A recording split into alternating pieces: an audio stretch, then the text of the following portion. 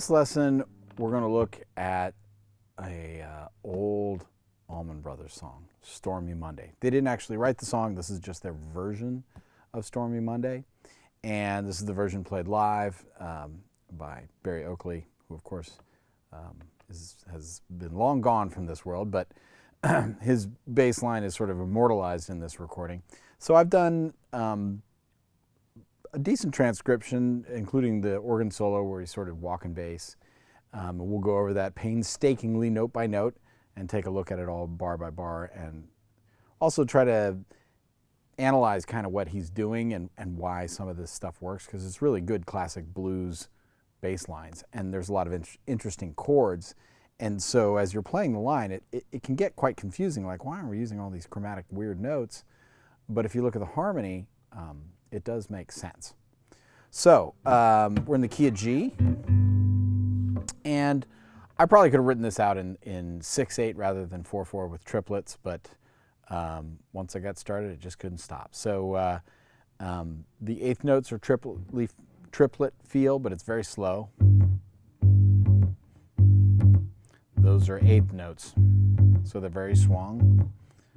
They're more really triplety, I guess, and that's why I probably should have done it 6/8. Anyhow, let's take a look at it. In the intro here, I've transcribed one set of changes of the song, because he's fairly consistent during the meat of the song. Yes, there's variations and some improvisation, but generally speaking, he pretty much stuck to the part. So this is fairly accurate, and we only need to learn one cycle of it. And then we'll take a look at the organ solo part. So at the very beginning, there's a hammer-on. It's very slow, too. This does not need to be fast at all.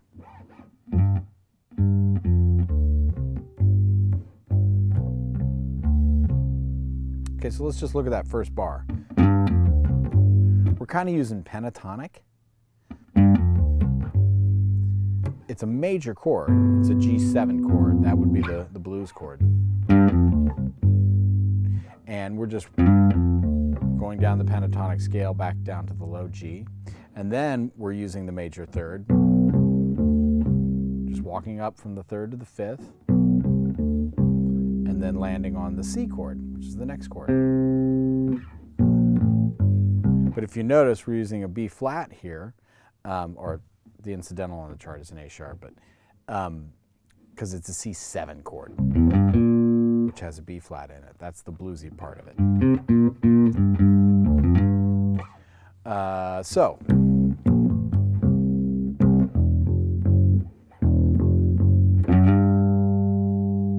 And then there's a chromatic approach back to the G again, but he slides up to the high octave. So already we're playing all these chromatic notes in just the first 3 bars, but it all does make sense. So let's just go through it by bar and take a look at all the riffs. So we start on the high G.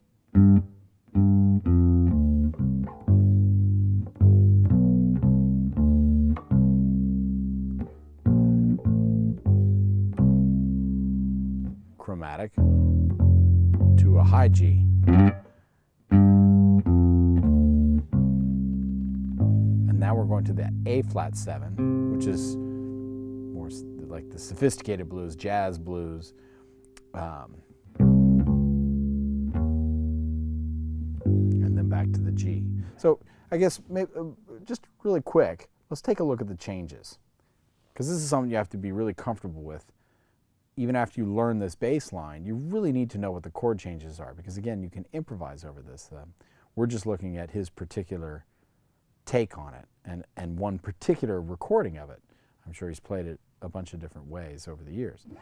So it's a G7 for a bar, to a C7,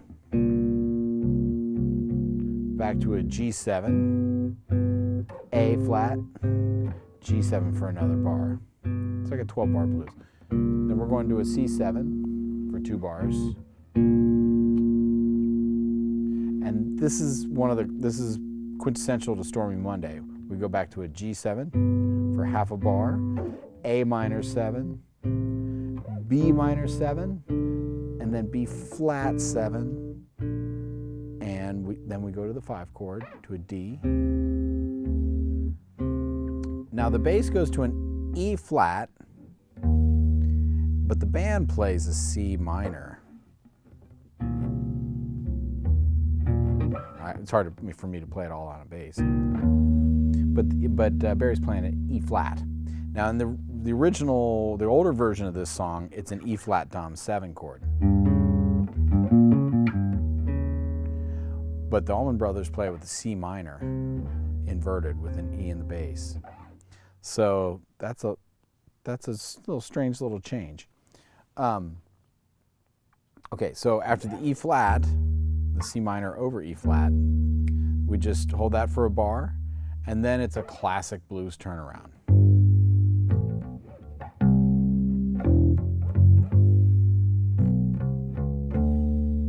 To the D7. So G7, C7, G7 back to a D7. 1, 4, 1, 5. So those are the changes. So now, and that's something I think you should familiarize yourself with the sound of it as you look at his bass line. So hopefully it makes more sense, and then you can use that sense to apply it to your own improvisation. Back to the top.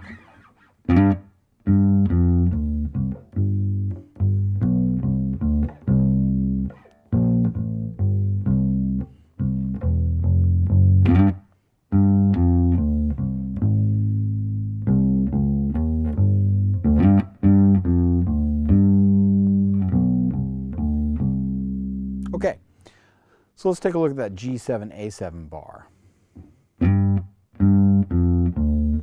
He does the same thing as he did in the very beginning, but instead of landing on the low G, he goes to the A flat, because that's the chord change. And then we do a walk up from the major, A flat major scale, like that, before we go back to the G. So it's, when you isolate it, it seems strange. When you play it in context with the chords, it's all going to make sense. A flat, G, C7,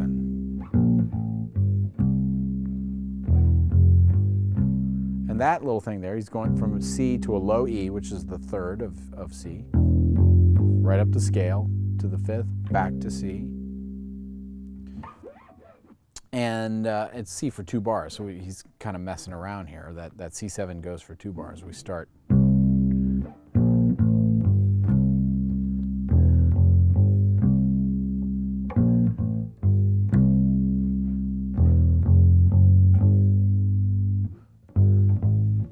This is real simple.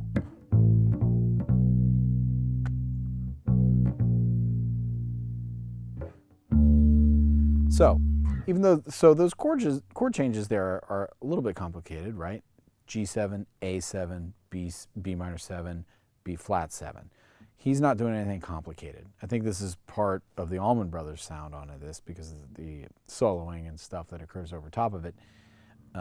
He's keeping it simple so that the other musicians can add their color to it. So we get to that G7, then chromatic to the A flat, to the A minor, chromatic again to the B, and then simply hit the B flat. And then we go to a D and hit the fifth of D.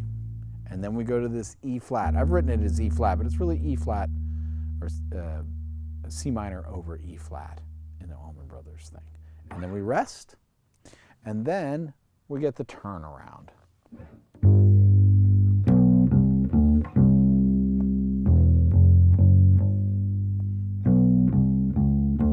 It's real simple, it's real straight ahead, using a lot of chromatics there. And I think this is what makes the band sound so solid. I think his part here, in general, he's not overly busy. He's playing the part. He's a good bass player.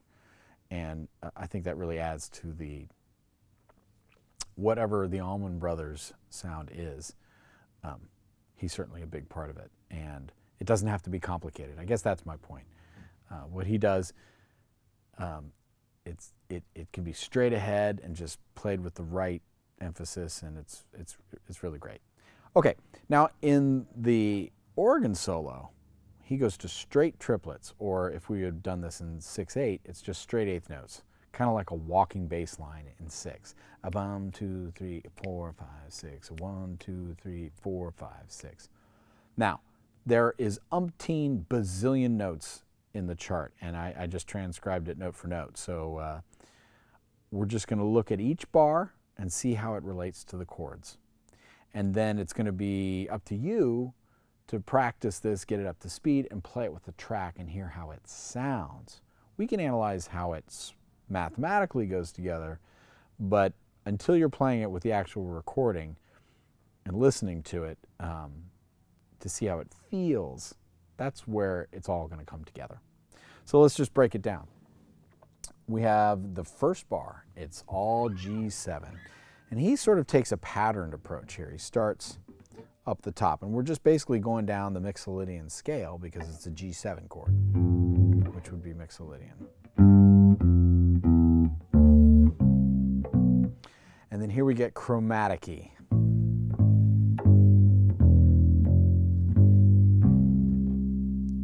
So it's already got some interesting stuff going on. Or, I'm sorry.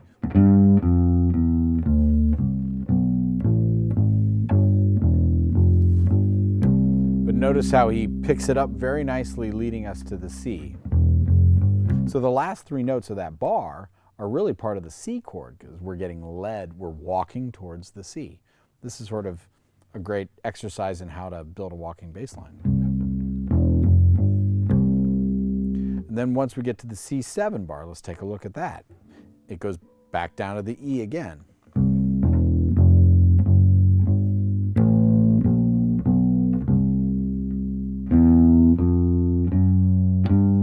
A lot of chromatics in this.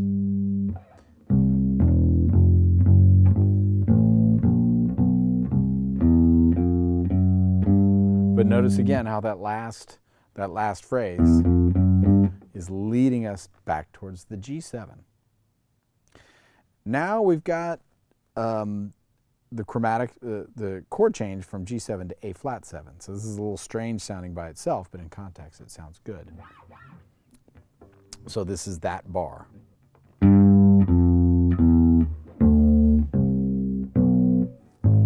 we are on the A flat.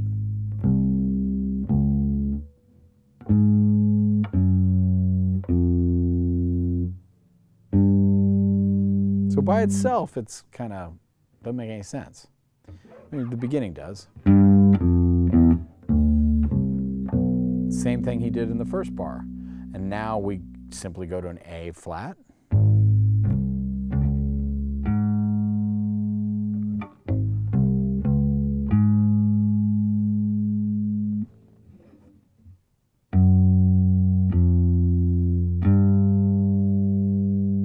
To me, this does lead back to the G.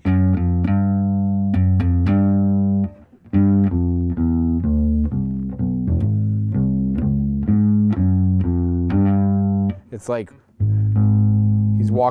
when he hits the high A flat, he's coming back down Mixolydian and then right straight to the G7. So he's keeping it in context with the chord, but also getting us to the next chord.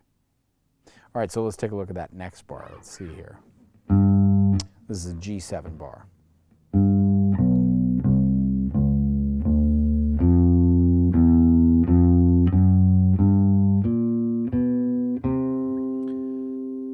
This one is a tricky bar because he does a little wiggle there. He's trying to fill up the space and have a nice smooth approach to the next chord. So we're going from G7 to C7. We start on the high G, chromatic, but then we go down, which gets us to the C7 on time, right? That's an interesting bar, really, for me.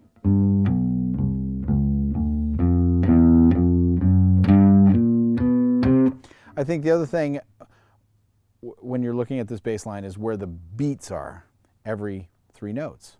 And it's interesting what note is on the beat. That's the one that's going to be accented, and he has some interesting choices.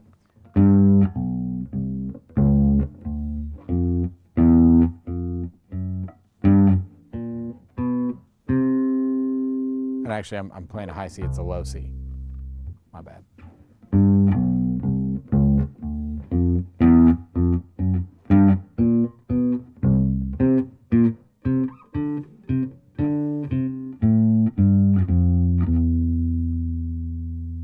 There's a lot going on there. This is 2 bars of C, so he's got to drag this out over, what, 24 notes that all are in the C7 chord. So he's trying all kinds of stuff, kind of making a little melody out of it.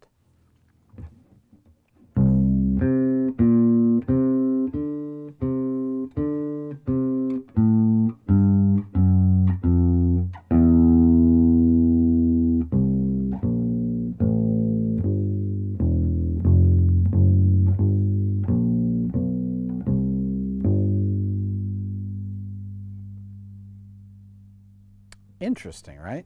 Let's take a look at that. That's 24 notes.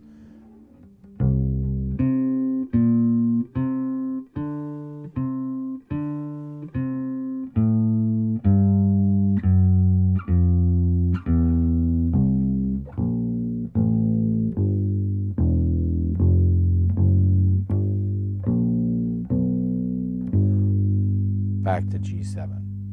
Now, it's going to get even more interesting because we got to do this walk up, the G7, A minor 7, B minor 7, B flat 7. Let's take a look at that carefully here.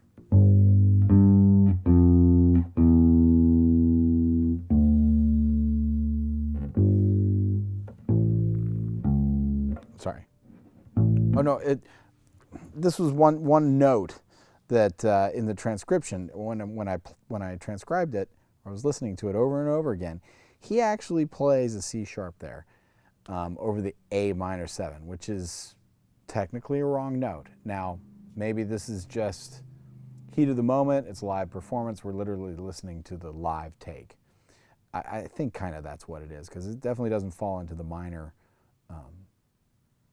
chord structure. So that's C sharp there. Now, it also could be just a little out of tune, bent the note. Maybe I'm hearing it as a C sharp and it's really a C.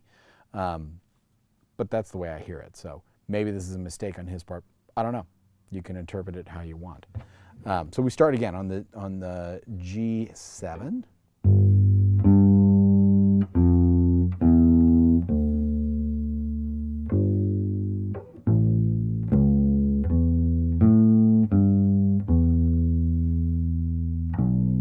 He does the same thing on the B as well.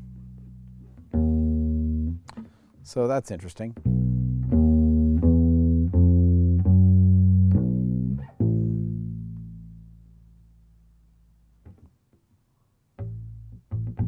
Oh, sorry.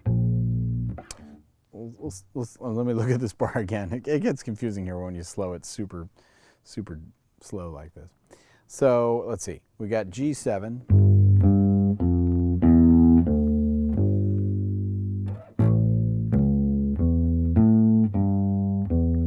Got our B minor, which again he plays a major note on.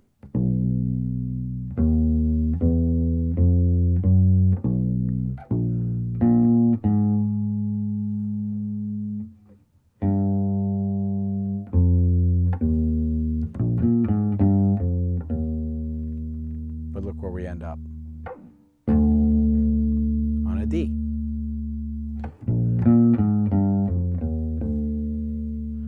So there's logic to his madness, I guess, is how I look at all this. I'm going, what's he doing? What's he thinking?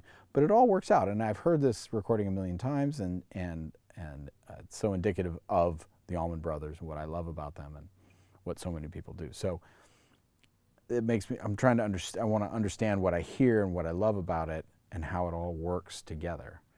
And so I find this transcription sort of interesting from that perspective. So, but these are the notes. So once again, from the G7.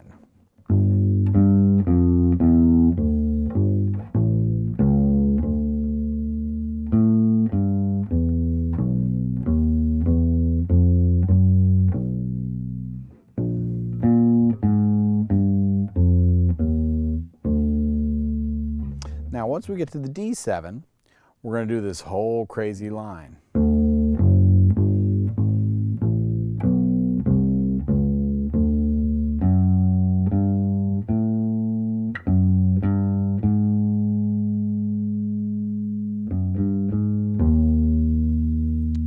There we are at an E flat. So let's take a look at that again. We start on the D. He's using his same sort of chromatic pattern that he's used in other parts here.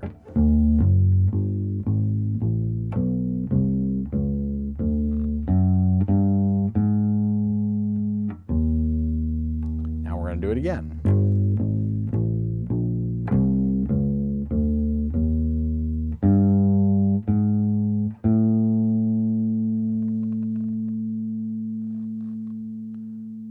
And we get to a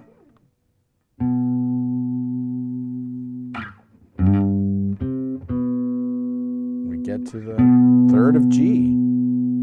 Miraculous, isn't it? I've got it written up here at the 9th fret here.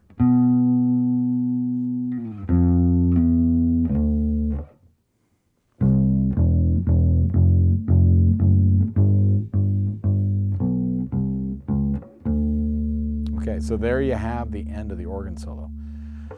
This is just, you know, a whole ton of notes, and it's interesting to break it down like this and tear it apart. Once you get a handle on the shape of the chord and how the chord changes go together and see how this line fits within that, which, you know, this is, you know, sophisticated walking bass lines with lots of chromatics. Then you put it, you know, do all that analysis, but then throw it all back into the recording and hear how it sounds in the music with the rest of the band. And I think that's where the real magic happens with his bass part. So there you have Stormy Monday, Barry Oakley's recorded part from the live at the Fillmore concert of Stormy Monday for you here on the bass. Totally broken down.